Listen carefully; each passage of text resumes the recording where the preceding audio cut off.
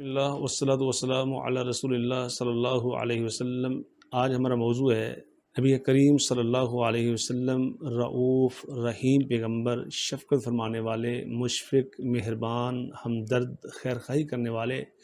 اور اللہ خالق و مالک ان کے متعلق ارشاد فرماتے ہیں لقد جاءکم رسول من انفسکم عزیز علیہ ما عنتم حریص علیکم بالمؤمنین رؤوف الرحیم، کہ تمہارے پاس اللہ کے وہ رسول آئے ہیں جو تم ہی میں سے ہیں، لیکن ان کا خاصہ کیا ہے؟ عزیز علیہ ما عنتم، جو چیز مسلمانوں کے لیے مشقت کا باعث بنتی ہے وہ نبی کریم صلی اللہ علیہ وسلم پہ بڑی گراں گزرتی ہے، وہ نہیں چاہتے اپنی امت کو مشقت میں ڈالیں۔ حریص علیکم بالمؤمنین رؤوف الرحیم، وہ بڑی حرص کرنے والے ہیں، ان کی خواہش کیا ہے؟ ہر بندہ ہی مسلمان ہو جائے، جہنم کی آگ سے بچ کر جنت کی شاہراہ پہ وہ گامزن ہو جائے۔ ان کا رات کو اٹھنا، ان کا دن کو تبلیغ کرنا، لوگوں کے تانے مینے بھی سننا، لوگوں کا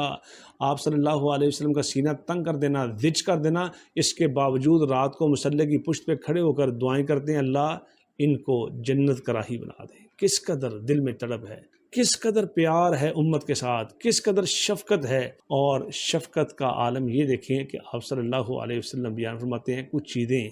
میں ضروری سمجھتا ہوں کہ میری امت کی زندگی کا وہ حصہ بن جائیں۔ کچھ کام ایسے ہیں ان ٹائموں پہ وہ کریں تو افضلیت ہے، لیکن اس میں میری امت کے لیے مشقت ہے، میں اپنی امت کے لیے مشقت برداشت نہیں کرتا۔ لوگوں کی مجبوریاں ہوں گی، لوگوں کے مسائل ہوں گے، لوگوں کی پریشانی ہوں گی، اور میں ان کے لیے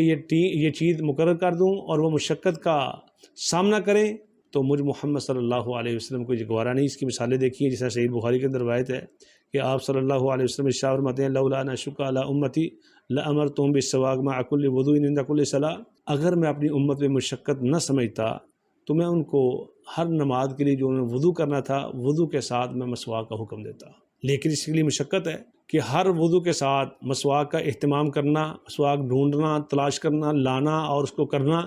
یہ باعث مشقت ہے، تو لہذا میں حکم نہیں دے رہا، کر لے تو بہتر ہے۔ لیکن اگر کوئی انسان نہیں کرتا تو اس کی نماز ہو جائے گی، اس کا وضو ہو جائے گا۔ اور ایسے ہی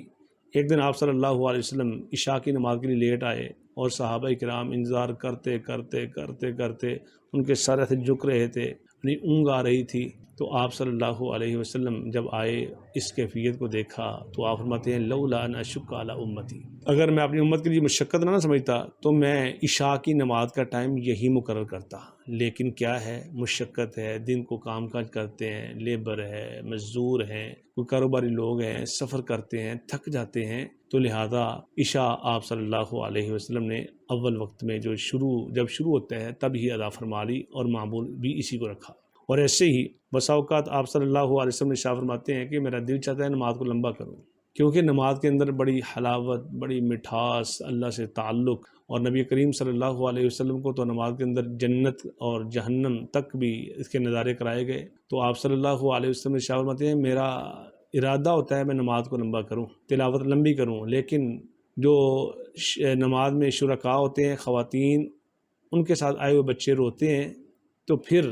میں اس چیز کا احساس کرتا ہوں کہ بچے کے رونے کی وجہ سے ماں کے دل پہ کیا گزر رہی ہوگی، پریشان ہوگی، تو میں نماز کو چھوٹا کر دیتا ہوں تاکہ میری امت کی خواتین مشقت میں نہ پڑے۔ کس قدر شفقت ہے، پیار ہے، محبت ہے۔ آئیے ہم بھی اپنی محبتوں کا اظہار نبی کریم صلی اللہ علیہ وسلم کے ساتھ ان کی اطاعت، ان کی بات مان کر، ان کی سیرت کو فالو کر کے اپنی زندگی بسر کریں۔ یقین جانیے زندگیوں کے اندر سکون آ جائے گا اور زندگی کے اندر بہار آ جائے گی۔